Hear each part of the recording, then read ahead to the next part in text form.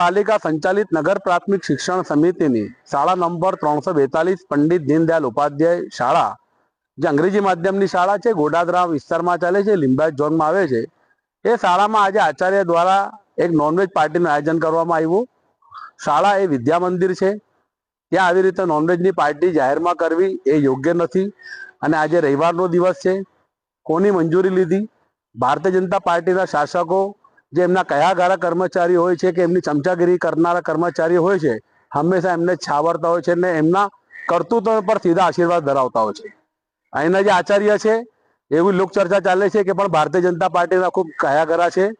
અને દુઃખ એ વાતનો છે કે આજે આ જ્યારે પાર્ટી જાહેર થઈ મીડિયામાં જ્યારે ચર્ચાના એરંડે ચડી, તે સમયે નગર પ્રાથમિક શિક્ષણ સમિતિના ભારતીય જનતા પાર્ટીના એક સભ્ય એને બચાવવા માટે અને છાવરવા માટે જાહેરમાં હવાતિયા મારતા હતા। ત્યાંના ચૂંટાયેલા ભારતીય જનતા પાર્ટીના જે નેતાઓ છે એને બચાવવા માટે છાવરતા હતા। આજે અત્યારે આરએસએસ 2025ની અંદર પોતાનો 100મું વર્ષ ઉજવી રહી છે। પંડિત દીનદયાલ ઉપાધ્યાય શાળાનું નામ હોય અને ગોડાદરા વિસ્તારમાં અસંખ્ય આરએસએસના કાર્યકર્તાઓ છે, ઘણી શાખાઓ ચાલે છે, એ પણ આ શાળાની અંદર આવા કરતૂતો સામે ધૃતરાષ્ટ્ર બનીને બેઠા છે, એક શબ્દ ઉચ્ચારતા નથી। એટલે એમની બોલવાની નીતિ અને કરવાની નીતિ એ પણ ખુલ્લી પડી ગઈ છે। આવા કર્મચારીની સામે નગર પ્રાથમિક શિક્ષણ સમિતિએ તાત્કાલિક અસરથી કડક અને દાખલારૂપ કાર્યવાહી કરવી જોઈએ।